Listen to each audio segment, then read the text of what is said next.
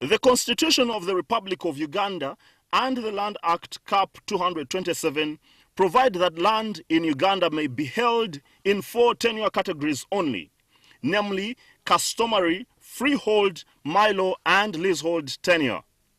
The incidents of these tenure regimes other than leasehold are defined in terms of generalities which establish no particular frontiers.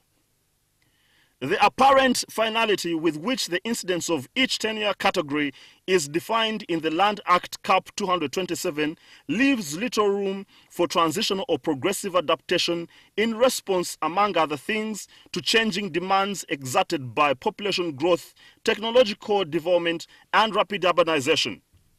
The result is likely to be the growth and expansion of informal or secondary land rights regimes in both urban and rural areas. The government urges that, as a way to provide solutions to this dilemma and also prevent the intricacies of land ownership getting in the way of national development interests, it has been compelled to undertake several legislative amendment efforts to empower itself. Apparently, there is an effort to amend the 2010 Land Act in order to enable government to acquire land easily that it needs for public infrastructure development. This effort is pretexted in accordance with Article 26, subsection 2, which stipulates that no person shall be compulsorily deprived of property or any interest in the right of a property of any description, except where taking possession is necessary for public use and or is made under the law after prompt payment of fair and adequate compensation. But also Article 273 of the Constitution states that all land in Uganda belongs to the people. In this same regard, government through the Ministry of Lands, Housing and Urban Development has gone ahead and ensued in crafting a national physical development plan, making the whole national landscape of Uganda a government-planned sphere. It's this NPDP planning process that we seek to understand in our discussion tonight.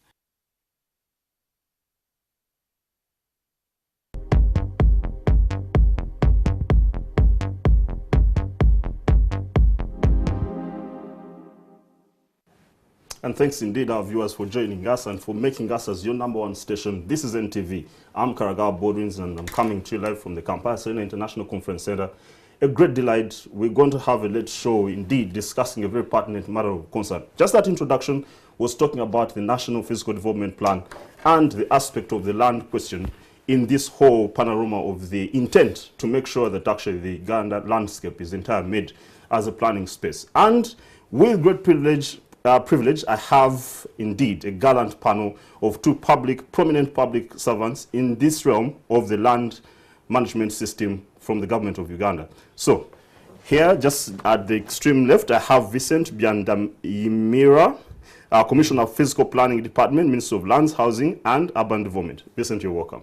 Thank you. Good evening, viewers. I hope the pronunciation of Byandayimira. Yeah, that's right. Okay. Yes, you're welcome. And my honorable friend here coming for the second time, and a great blessing indeed to be here. Honorable Isaac Musumba, Minister of State for Urban Development. Honorable, you're welcome. Thank you very much, and good evening, viewers. Indeed. So let's discussion. Thanks our viewers for joining us, of course, here in Kampala, across the country and all over the world. It's quite late here in Uganda, but I believe we're going to have a very interesting and developmental discussion about these matters. So, Honorable Minister, let me start with you. Just again, to refresh us, what is the National Physical Development Plan and what is the whole essence of this whole drive? Uganda, as a country, has requirements for it to be orderly, to be organized, for people to live in an environment where they deserve to live. It is important for a government to be able to demarcate where a road will be, where a railway will be, where they will put a national airport, where they will put a green space, where they will put a forest, a game reserve, and so on, where people will habitate, where a city will be, and all the details that go into planning for the space available. what they call spatial planning. So the purpose of this National Physical Development Plan is a wholesome consideration, a plan that takes into account all the needs of the Ugandans and the government plans accordingly. That's the purpose of the National Physical Development Plan. It cuts across all villages or parishes or sub-counties. It cuts across all counties, all districts. It cuts across everything that is politically demarcated in the country. Mm-hmm. Yeah. So it goes past also public land. It absolutely.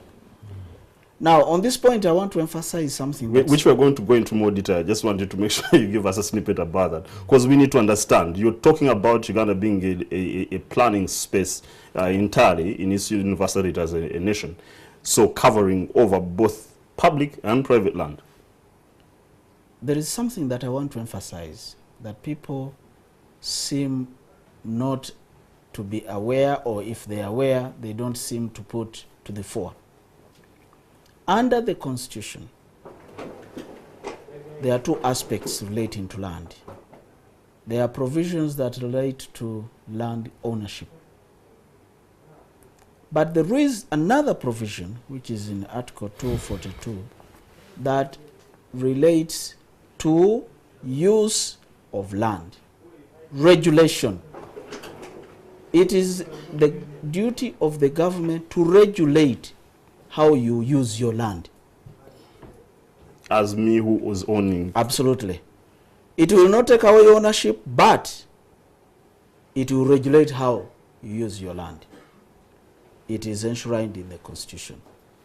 Meaning that if the government says we are going to have that, you gentleman who is here, we want to use this land to put a public good like a railway line, it is within their mandate. Mm-hmm. Regulation of use of land. Okay, and our viewers, please just bear with me indeed. I'm going to dig deeper into that matter, but let me first get a clearance about what the NPDP is, and then we'll get back to that. I know you're there itching and wondering why isn't this gentleman asking about more details of this land aspect. So Vincent, just help us, what is the phasing sequencing of this planned development? Because definitely you cannot just go out overnight and then have a plan developed and it's for the entire nation to be utilized. So there has to be a certain sequencing through which you're going to develop that plan. Yeah, thank you very much, Baldwins. I will try to simplify maybe the whole entire process. Basically, before you even start planning, you have to consider the people that you're going to plan with. So we have got what we call stakeholder mapping to make sure that you understand which people you need to do this plan with, which people you must consult on what, that kind of thing. So that's the very first thing that we had to do to come up with that kind of list of the people, the institutions, the entities that have to be consulted in which way, and that kind of thing. So after that one, then you start you have to understand the current situation. I will put it that way. Before you plan, you must understand where you are. Because planning is looking into the future. You want to go here. But before you go there, you must be sure of where you are. This is the situation now. In Uganda's case, this is the situation. Maybe, let me say, these are the kilometers of roads we have in this country. Of those kilometers of roads, maybe so many are tarmacked, maybe so many are maram. Perhaps that kind of situation. Yeah, the aspect of data collection, yes, prospecting land. Yeah. Okay. Coming to understand the existing situation.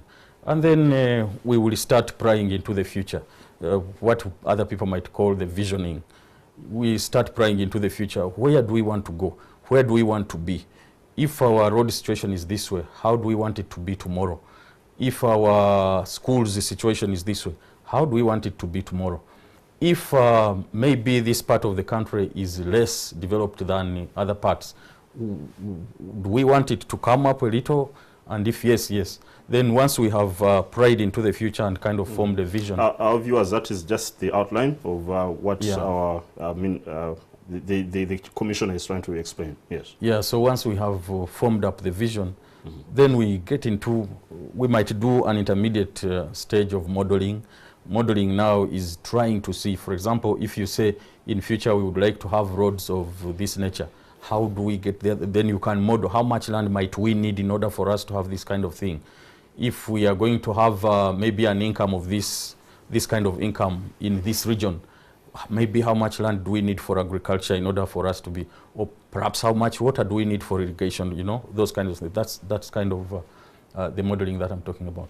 And then, of course, we go into serious consultation and coming up now with the proposals, as far you might call them strategies, in as far as actually how we will achieve that desired end is concerned. Yeah, and by the time we are done with that, we are actually articulating the plan, and then we have to agree on the plan as a country. That is where consultation will come in. Once we have got strategies, proposals, and things, we move. We have organized the country. I think we shall have time to get into details where we will move throughout the country, and we have started already doing that for purposes of the existing situation. But we will do the same when we come for purposes of agreeing on where we want to go and how we go there. And finally, when we have agreed on all these, we have a plan and we are ready to implement it. Okay, thanks, Vicente. So just on follow-up of that, Honorable Minister, definitely the public needs to be given a justifiable grounds upon which this NPDP is done, not just as a government kind of propensity to appear like it's working, but there has to be a rationale, especially an economic benefit.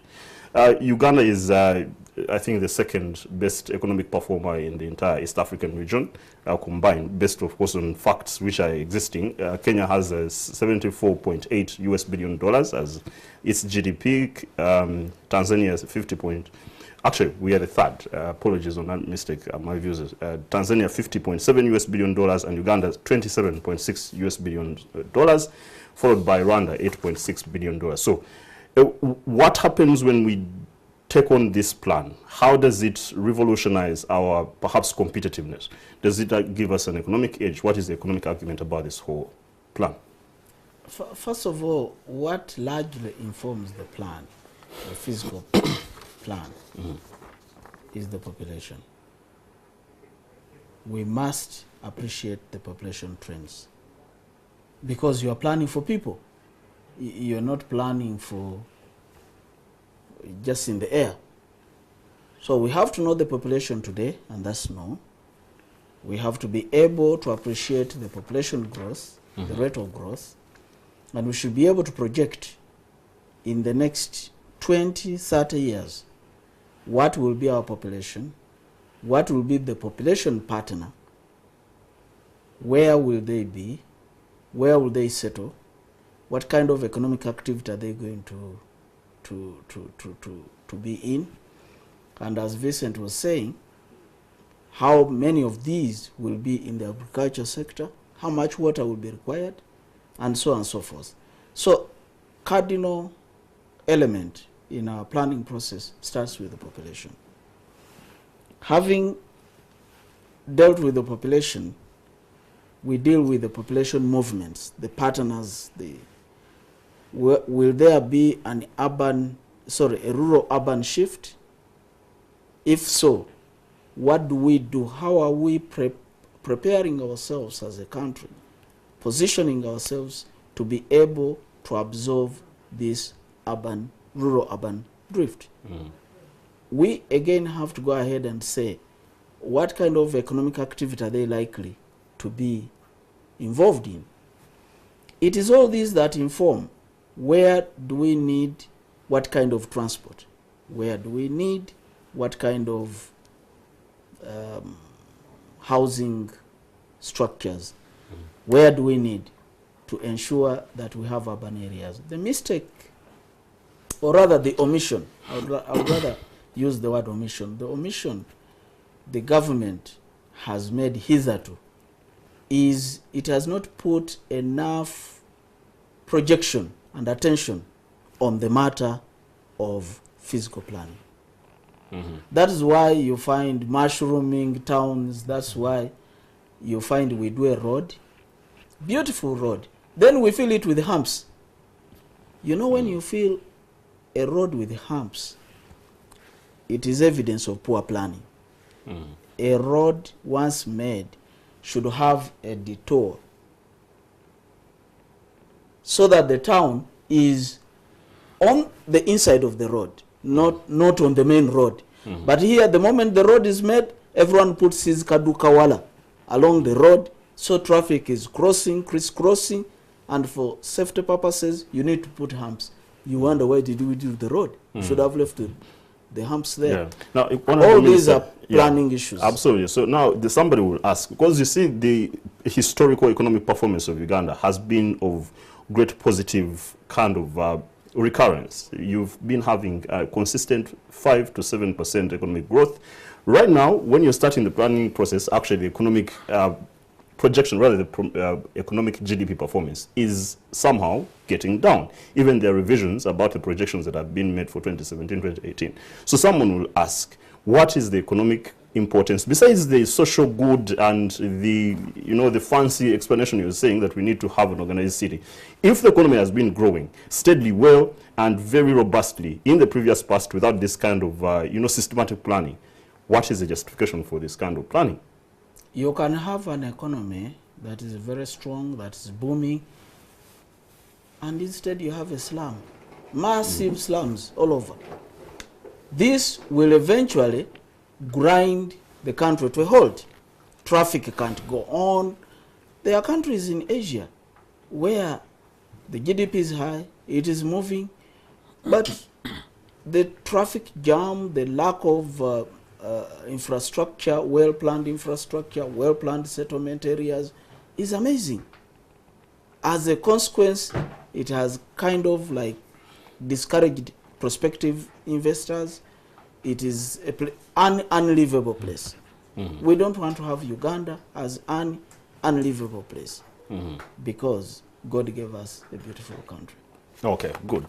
Thank you, Honorable Minister. So, Vincent, just before I go for a short break, who are involved in this entire process of doing the planning? What is the stakeholder arrangement? Who are you consulting? Who are you involving? And is the public really engaged properly? Besides, of course, this discussion, which we're grateful that we are having here on NTV. Yeah, thank you very much, Baldwins, once again. First, of course, I must also thank NTV for giving us this platform, because it's one of those ways that we can reach the people to make sure that we have got the input of everyone.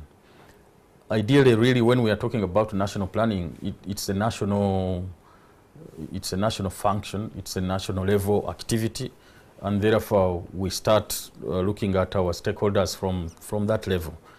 Because when you get down with planning, you get down to the local level. Like if you're talking about KCCA, then you need everybody in Kampala City Council and stuff like that.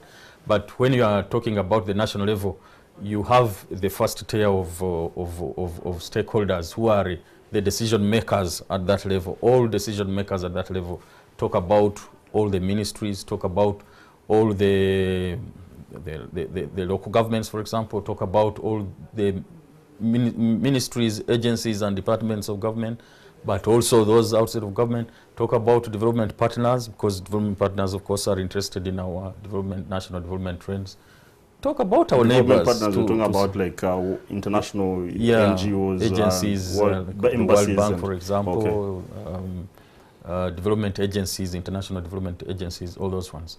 So everyone who has got a decision to make, which is likely to be affected or is likely to affect the national space, is our stakeholder. So if you are going to make a decision of a road that is cutting across maybe some districts or maybe even in one district, you are our stakeholder. If you are a person who is going to enjoy the results of good planning, you are our stakeholder, but perhaps there are, of course, different levels of our stakeholders. So we are organized, like I said at the beginning, we have organized the country space into 8 spaces or 8 sub-regions, if I may call them, where we expect that we should be able to get the stakeholders even spatially, even regionally, from the different regions. When we get there, we have got all the players really. And we started this engagement. Tomorrow, actually, we will be in Gulu, in Gulu town, and the other day in Arua. So we are going all around the country, collecting all these kinds of stakeholders to make sure that they are engaged. So viewers, each one of us who actually is, even the people who are watching us, these are the very people that we would like to hear from.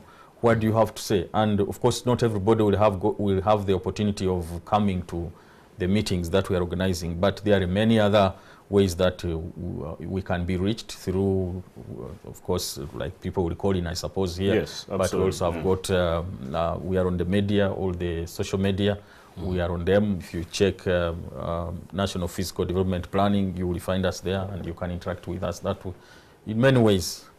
Yeah. Okay, thank you indeed. And as I promised our viewers, I'm making a call back on the land question when we come back after this short break.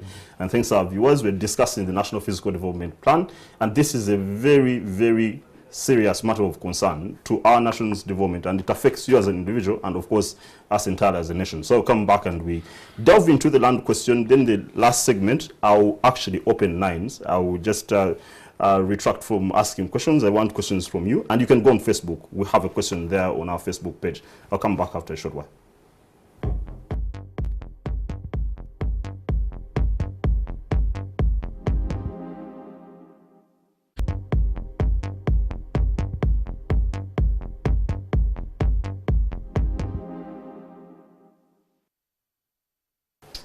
Thanks indeed for joining us. And as I've told you, we're on Facebook. A question is posed there. How can the land question be addressed considering that Uganda has a long-standing complex land tenure system and ownership arrangements? And I'm actually going to ask it from one of our panelists. And let me just get one comment from Otto Jackson, who says, our population is increasing day and night. What is the government plan on it? And I think the Honorable Minister hinted on that aspect just before. Now, before I go into the hot potato question, the land aspect, Honorable Minister, just help, let's close up a bit this whole discussion on the NPDP, the National Physical Development Plan.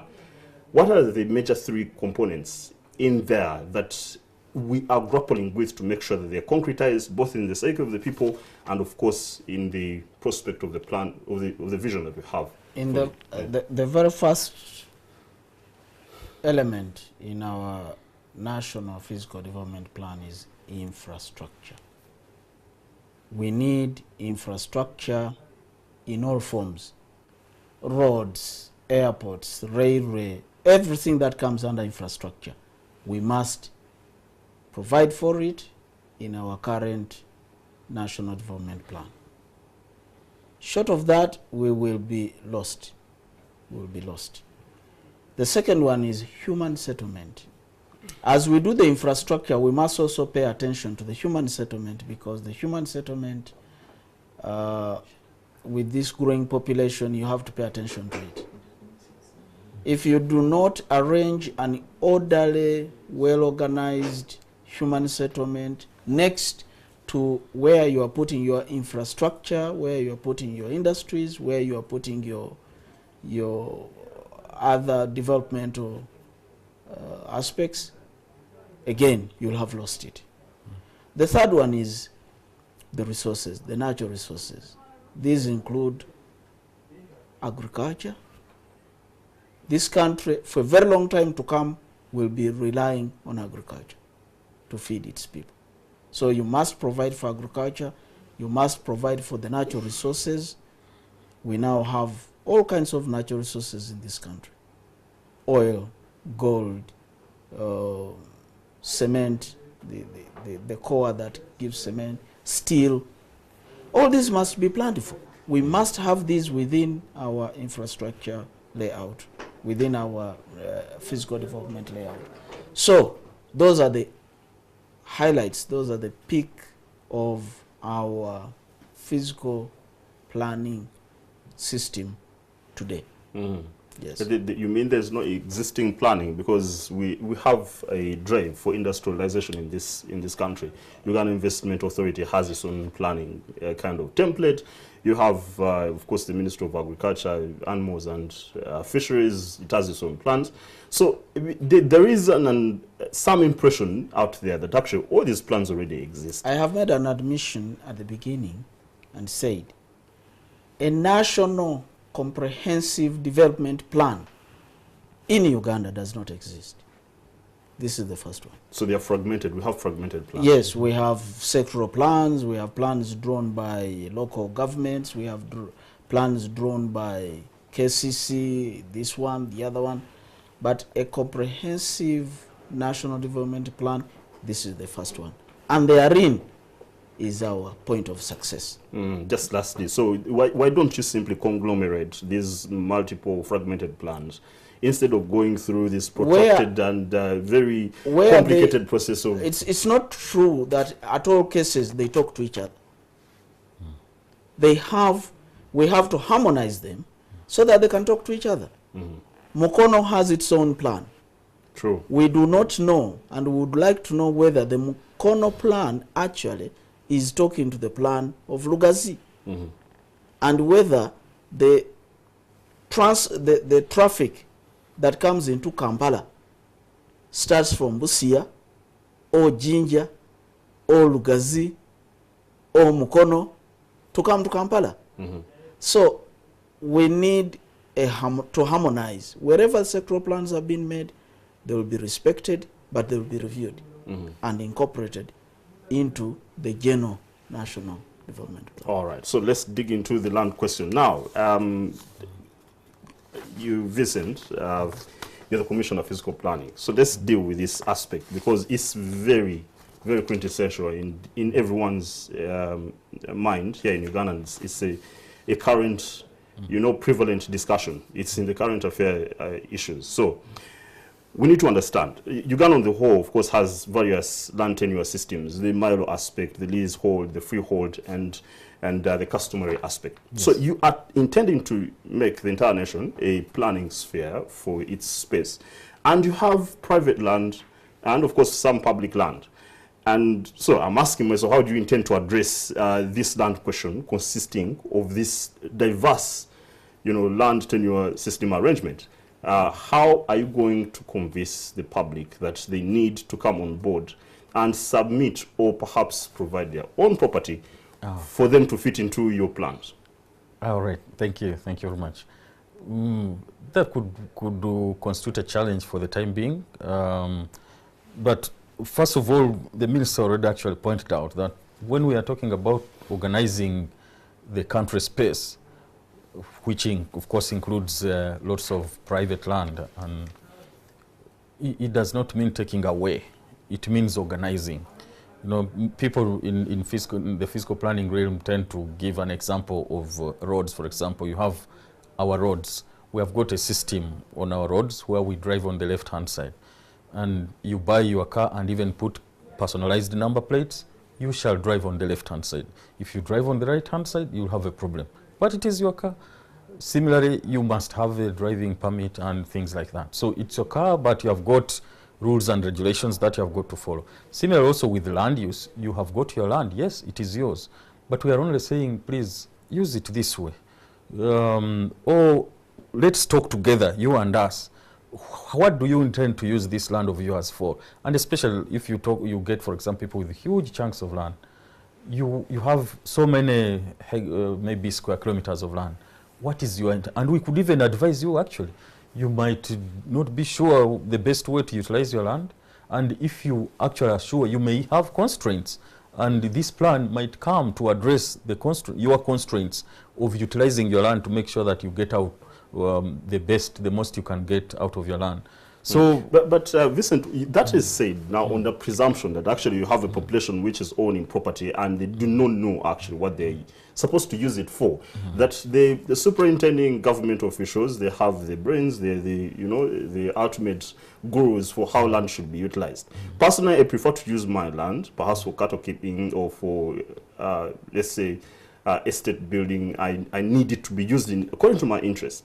When the government gets to that point where it dictates how economic activities are done by people owning their private property, that is now a complete contortion of the rights of the citizens. And I think you're encroaching on the principles by which we stay in this country, that you have the private will of the person. There's an ultimate autonomy by an individual over their property. No. Let me help you. My minister would like to come in. Yes. Because I don't want the viewers to misunderstand what the government does or what the Article 242 says when it talks about regulation of land use. The land is yours. But the government can say, and I gave this example on this show before, the government can say, you have a plot on Kampala Road next to Cham Towers. The government will say, do not put an abattoir there, even if you want to. That's the regulation. And it will propose something. It may not propose, it may end there, but it will stop you from putting an abattoir because it is not consistent with the general plan of that area. The government can say, in this area, we want buildings that are no less than 6 stories. It is your land, but you have to build 6 stories. If you don't have a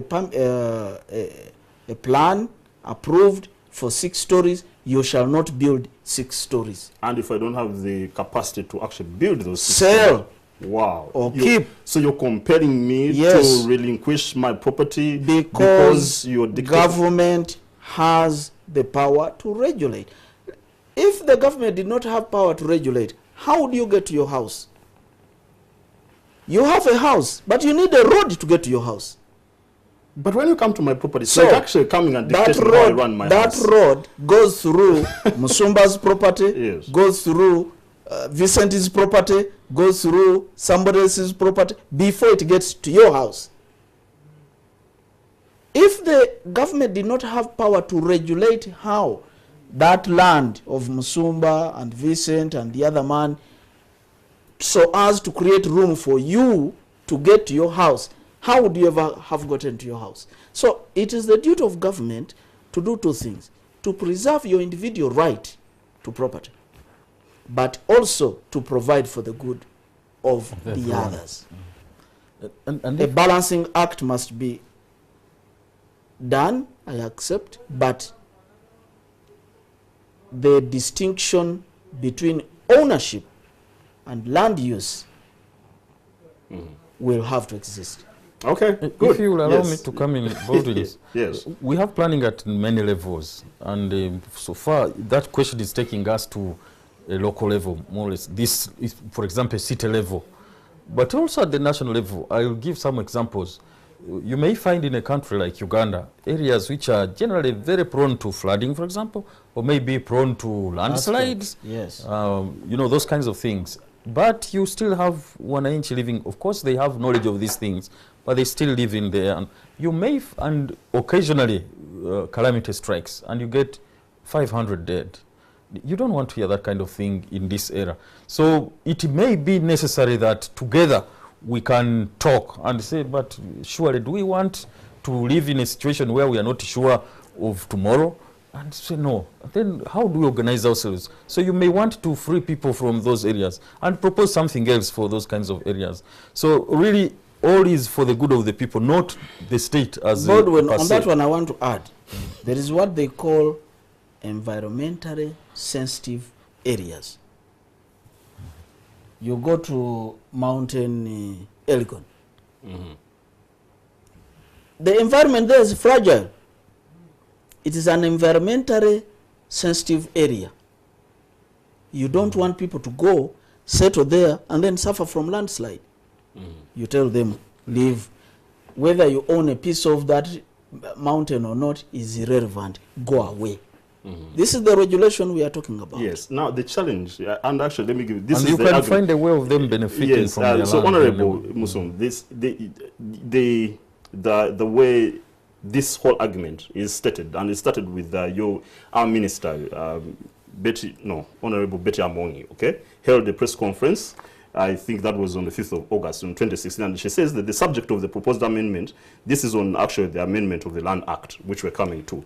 She says the subject of the proposed amendment does not affect the status of ownership, rather it deals with land acquisition for public works, just as you're saying.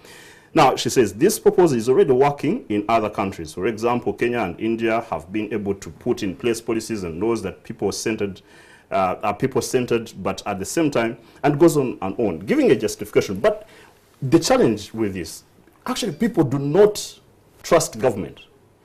There is a skeptical population there that thinks that the NPDP is there as a land grabbing scheme, because land has been grabbed before by political,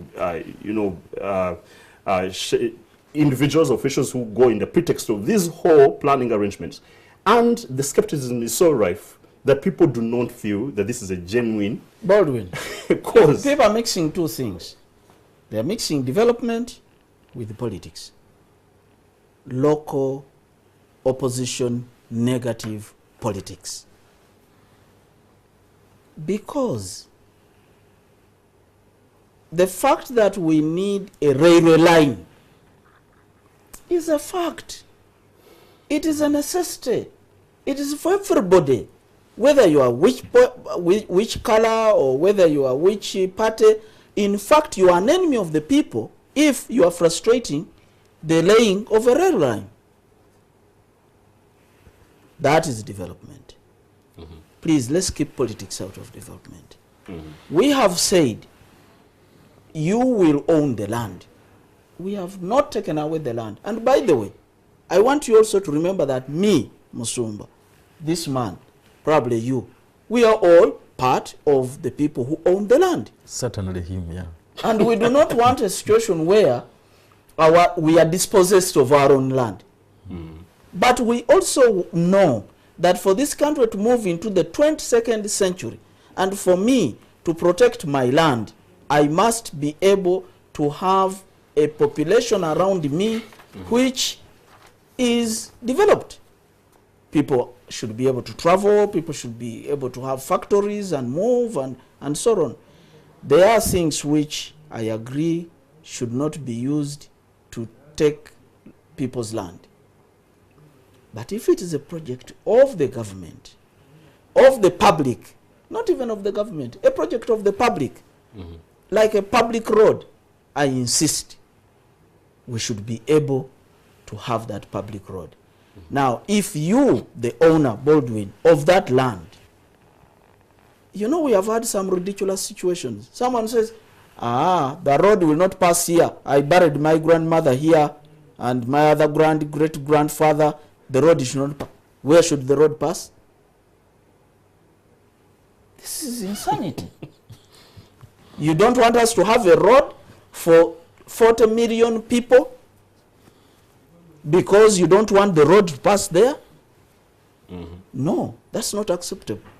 What is acceptable is name your price. Let's negotiate. In fact, for me, if people's argument were, let us get, before going to court, let us get a neutral tribunal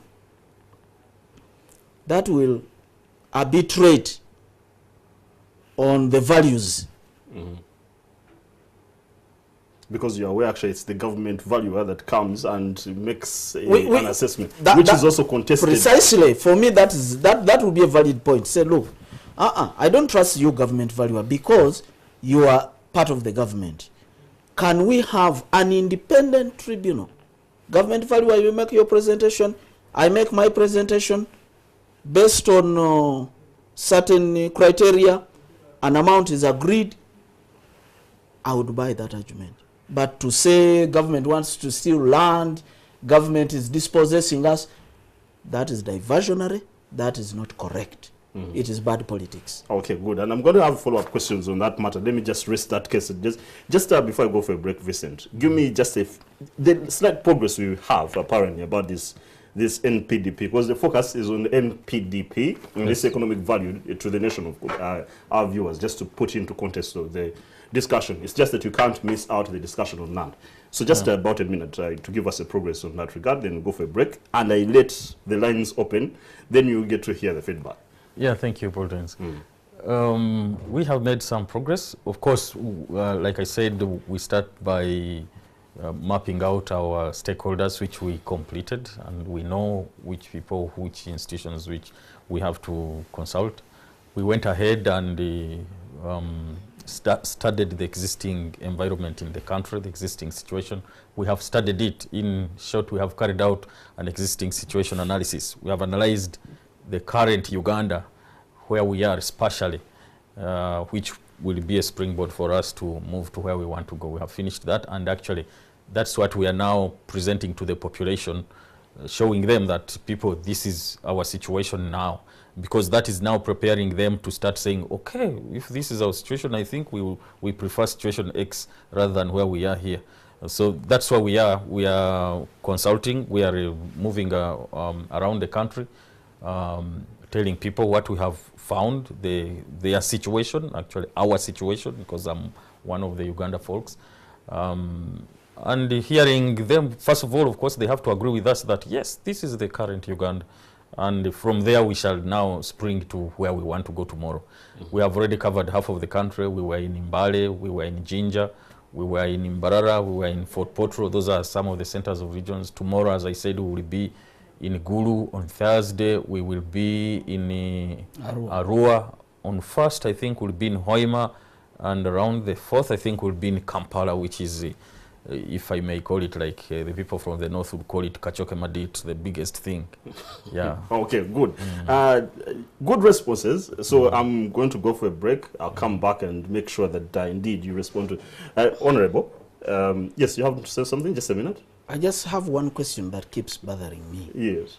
Why? To me or No, yes. to The our public, viewers. yes. Why do Ugandans like living in a dirty environment? Absolutely. So we'll come back. Please make sure you call in and let's have a discussion extended with Honorable Isaac Musumba and Vincent, the Planning Commissioner, Minister of Lands. And please, when we come back, I'm going to play just a video clip showing one of the good planned cities out there. Then I will open the lines to interact in this discussion after this.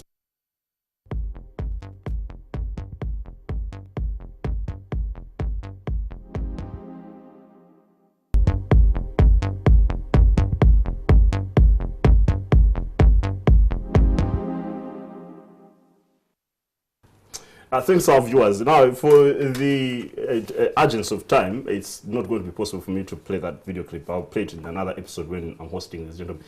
I feel a serious pressure from the public that you need to call in and participate in this discussion for the few minutes that we're remaining with. I'm here with Honorable Musumba Isaac, the Minister of State for Urban Development, and Vincent Biendemaira, Commissioner, Physical Plan Department, Minister of Lands, Housing and Urban Development. And we're discussing the National Physical Development Plan, which is a huge matter of national importance. It has a certain effect on you and me and the entire nation as it goes forward. So let me open the lines. I guess there's somebody already online. Hello, good evening. Hello. Nice to hear you, gentlemen. What's your name and where are you calling from? Ernest Oloya from Tinda. Absolutely. Take it on. What's your question or comment? Yes, Ernest Oloya from Tinda. Absolutely. I can hear you loud and clear. Please make your comment or question. Yeah, one thing is that there was another talk show on Thursday. Yes. One very disheartening information came out from two different people. One was the minister, senior minister, Betty Amongi. Yes. And the second one, the contradicting one was from senior counsel Peter Mulera. Yeah. Mulera. Now, Amongi said, government... I need you to be concise, gentleman. Please make sure you use that. Yes, you listen to me. Okay, sir. She said government acquired land in Kampala and Entebbe Yep. in 1905. and that land belongs to government. But Mulira said no. Government leased land in 1905 at a nominal fee, which they paid a nominal fee, and it was a 99 years lease, which had already expired. Now, this puts a lot of worries in the minds of developers. Who is saying what? And this one is a very dangerous thing, especially when tomorrow some of the so-called landowners wake up, as Mulira says. They are still sleeping, but they will wake up. So, Mr. Minister, can you tell us, if you can't tell us now, please put this matter to the commission, the Land Commission. Thank you very much. Thank you so much, Alex, Honorable Minister. Let me get 5 questions and we deal with them. Hello, good evening. Hello. Okay, good. I think there's a halt on the calling. Now, Minister, I think let's go straight into that question as I entertain other calls.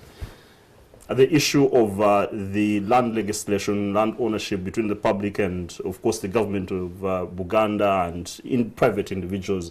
The same question that I put forward before you, that intricacy, seems to be confusing and worrying Ugandans, as Alex is saying. So what is the situation? That matter is going to come to an end.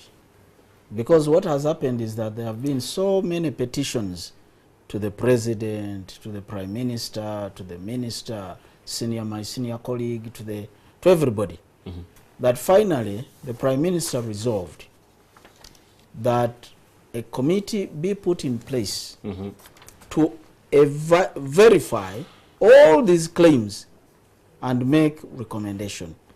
That committee began its work today. Okay. Yes. And it's chaired by me. Okay. And I can assure this country I am going to do a good job with my committee. Okay. We shall put all these questions to rest because we are going to go to the root of every claim of piece of land. Look at the evidence, look at the papers, look at the deeds, look at everything. Okay. And have the matter resolved. So, Mulira is a lawyer in town, respected, but there are also documents of the government, with the government, that we will want to verify and pit them against Mr. Mulira's assertions. All right. So another caller. Hello, good evening. Hello? Hello? Hello? Yes, gentlemen, you're live and well here on NTV. Please, your name and where you're calling from? Yes, my name is Simon. I'm calling from... From where? From Kampala. Yes, Simon. Yes, take it on. What is your question or comment to my panel? Yes, first comment is the minister makes a mistake to say the links between politics and development. These have never been mutually exclusive. Politics is development and development is politics. Because politics is about allocation of resources, at what time, to who, and where. That's number one. Number two is that the problem is with the current government, to which the minister is a member, to projectize every development aspect without proper programming. Yeah. The government currently, whenever there is any good intentioned program, is to, the members there within, look at it as a money-grabbing enterprise without making the focus a people-focused development. Let me give an example of the place he made mention of, Bududa. Yeah. When there was, we have had several landslides in Bududa, in parishes like Mwarukani, in Iboraba, and so forth. But instead of evicting the people there and settling them for their safety, you can see people have minted a lot of money there. Until recently, about last year, the UPDF was still drawing money for excavation and locating of dead bodies in that parish, in the sub-county where a landslide happened about 5 years ago. You stay in Bududa. Do you have verifiable information about that assertion? Yes, verifiable information with the Office of the Auditor General. Okay. That information can be traced. The last one is that people are it's up to the government to really establish the trust that people should have with it. The minister cannot go and claim that, government is clean. There's a lot of rot in government, and it's up to the government to really to prove itself right and the people focus in its development. Thank you. Thank you indeed. You're welcome too. Any other caller online? Hello? All right. Now, for purposes of balancing the panel participation, let me get to Vincent. And Honorable, I'm coming to you about, of course, the issue of mistaking politics to be exclusive, mutually against development. So, Vincent, the current government simply projectizes every idea, and then when you hear about bank is giving money, you run and you scatter around to show that you're working. And this is not genuine kind of development activities. That is what Simon is saying. What is your response to that? Yeah, thank you, Simon, for the question. I think what I would say here really is that this is the kind of thing that we would like to address. I mean, if you have got a vacuum where we do not have an organized environment in which things are handled, when a calamity befalls us, for example, we must but if there is an organized way of dealing with things, and planning really brings that kind of organized way of dealing with things. These are the issues that should be coming up as we consult, as we go around. There are these issues. When this happened, this is what happened. Now, how can we prevent, people, for example, taking advantage maybe of a calamity like that one? First of all, of course, this plan, if this plan manages to deal with the situation and say, we cannot have people here, and we agree with the people, because with planning we must agree with the stakeholders, and we agree, because we explain to them and we agree, then arrangements will be made to move them, and then this may not happen again.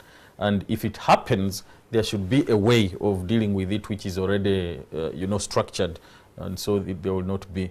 What in conclusion, really, it is taking advantage of a vacuum which is existing. Now, when you plan, you eliminate these kinds of vacuums. Yeah. So, Honorable Minister, there is an accusation. You have a derangement in terms of how you interpret the disparity between economics, rather between development and politics. And they're intertwined. That is what Simon says. And you don't want to talk about the political implications of this, that perhaps there might be a redistributive aspect about this land planning. Same thing goes back to grabbing, and so there needs to be a balance between this. That this is a political project, not necessarily a development aspect. For me, I know that when a road is made, and this road takes you to your home, because you don't have a helicopter. True. Yeah, you use a road. True. That road will transport you, whether you have DC or DP or UPM or NRM, whatever the party. It is in that context that I was saying, let us not mix politics with the development. The people who are agitating very much against the article that we are seeking to amend are actually people who think they will use this as a political platform to derail government. That is the angle at which I said, let us not mix politics with the development. Because those very people who are continuing to say that this is land grabbing, don't grab the land, either they have not studied the amendment, the proposed amendment, or they have done so and twisted it to suit their own interpretation. Okay, let me get another call. Now, there was... Yes, okay. Yes, okay, sorry. There was this point of projectize versus programming. But that's why we are here. We are saying the time is now for us to do a master plan, a national physical development plan to get away from project mode. Okay, please. Let me get... so, hello, good evening. Hello. Hello. Yes, nice to hear you, sir. What's your name and where are you calling from? You're on TV. Kasoma Faruk of Uganda from Highfield, the think tank. Wow, nice to hear. I think the most important issue, as the government is doing whatever it's doing, the physical planning must have the ability to change the lives of people. That's how people will embrace it. And of course, people want good life. People want the country to move from one level to another level. So it must have the ability to change the lives of the people. Thank you, Customer Republic of Uganda. Absolutely, glad I for agree with you. All right. Any other person online? I'm coming to over that. Hello? Hello? Yes, good evening, gentlemen. Your name and where you're calling from? I'm called Mogisa. Okay, please speak a bit louder up because we need to hear you clearly. What's your question or comment? My comment is one, I'm proud that the whole country is now declared a planning area. Okay, sir. Which previously was not. It was only a preserve of urban centers. Welcome. But we have a lacuna. Yep. A lacuna in the system where land belongs to people. I would also propose, why don't we debate where land belongs to government? Then we can do these development plans very easily. Okay. So you're proposing that actually these developments or the planning should specifically be first concentrated on public land? Or he's proposing that all land belongs to the people according to the law. Yes, absolutely. So we're getting problems with the acquisition of land for infrastructure for the public. Why don't we change the equation that land belongs to government? Then the government can have an overriding decision and action. Yeah, that would be an entire overhaul of the constitution. You know that the constitution of Uganda is actually centralized, that power belongs to people, and that Article 26, subsection 2, it states the same, that actually land belongs to the people, except in situations where the government needs infrastructure development. So unless you want to overturn the entire constitutional arrangement, I think that is not tenable.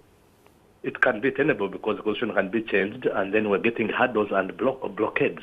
We cannot develop, we cannot transform the country, we cannot build the infrastructure. Yes. Because land belongs to people. Okay, thank you indeed. Absolutely, well put. All right, let me first get back to Vincent again, and then I come to you about the lacuna. Vincent, so the issue of physical planning should have the potency to change people's lives. Yes. Do you have, and it's getting back to the economic argument, what is the expected benefit end for the common person about this planning? Thank you very much. Well, first of all, may I clarify that we have got a whole hierarchy of planning from the national down to the local level. And for us to be nicely organized, we certainly want to start from the national as we give instructions to the local level. And you can imagine, for example, if we are talking about a railway line across the country, you must start from up there to agree where it is going to move. And then as you go down, you will find that maybe at the local level now, it is passing through my village, and then you have to take care of it.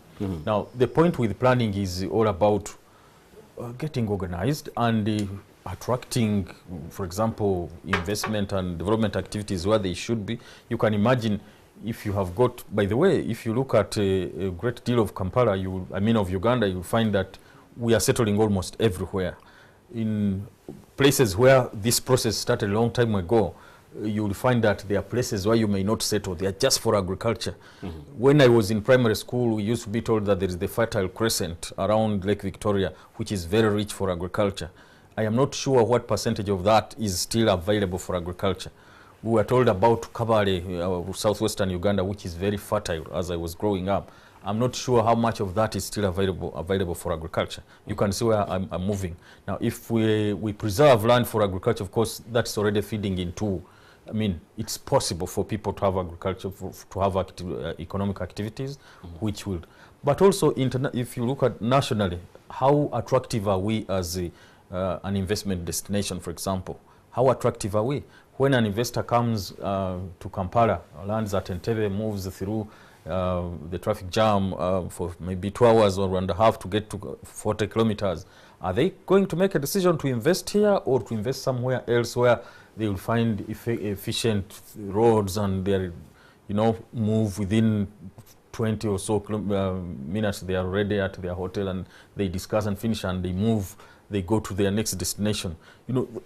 When an investor comes and builds a hotel, are they sure that tomorrow there is not going to be a slum cropping up next door? Or, those are the kinds of questions that we are talking about. As a country, are we sure of how much reserve of agriculture land for agriculture that we have, and have we factored in, calculated and seen that we can actually feed our population this way for the next 30 years, that kind of thing?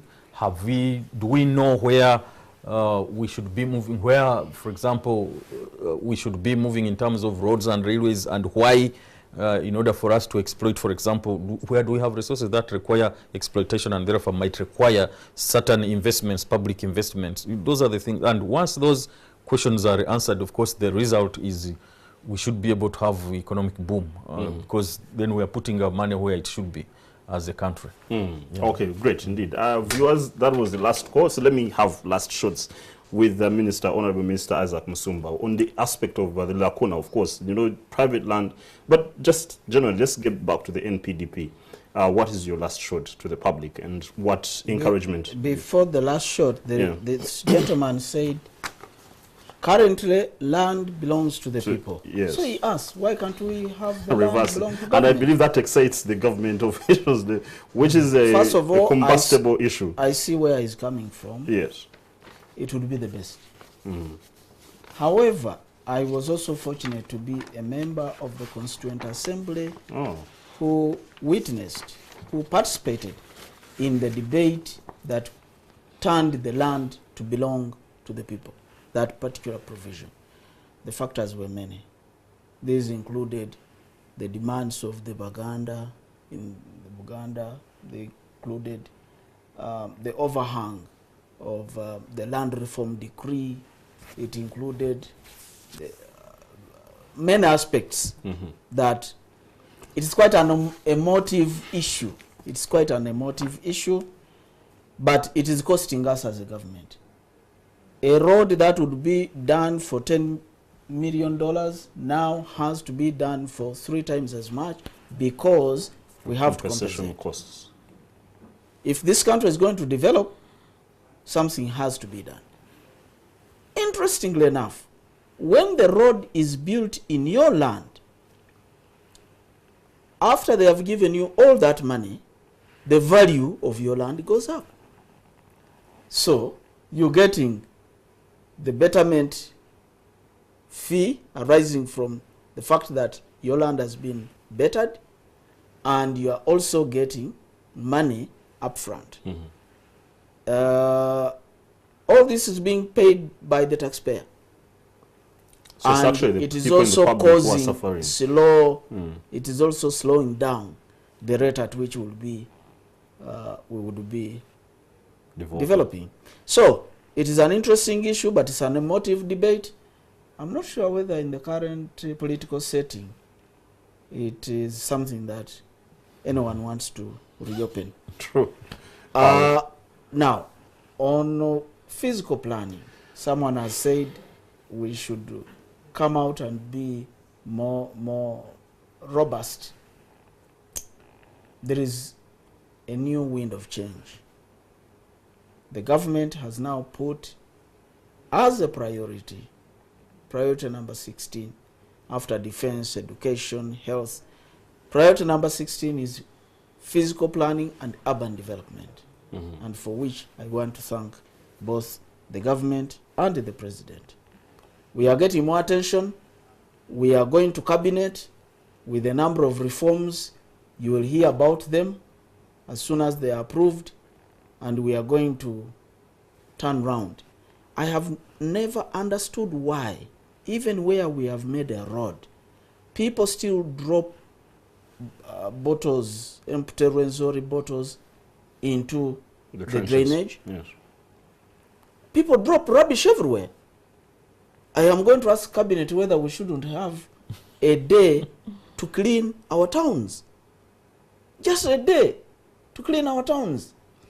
That way, people will realize that it is wrong to drop, because to drop means someone must be there to pick up that rubbish. Actually, I think the other extreme measure would be to make sure you detain, take them to police. But that will follow. On that note, indeed, with great gratitude, Vincent Biendemeira, our Commissioner of Physical Planning Department, Minister of Lands, Housing and Urban Development, and the Honorable Minister Isaac Musumba, Minister of State for Urban Development. A great pleasure indeed to have you here. A sensational and quite an insightful discussion. God bless. Thanks indeed for coming. It's always a pleasure to have you. Indeed, and I'm expecting you to come back here on set for the same issue, because more stuff keeps on coming through this discussion. We are yours. Oh, I'm grateful indeed. And indeed, thanks to NPDP that has made this show happen. And thanks indeed to our marketing department, my control room, my producer, the entire set of my team here at NTV. Thanks for your support. And I'm talking to you just if you're there as a corporate agency or an NGO or a government ministry that wants to make sure that we have a comprehensive discussion about a certain message. Come, talk to our MD or our marketing manager or our marketing and sales department, and we'll have this discussion here. I'll be back here next week.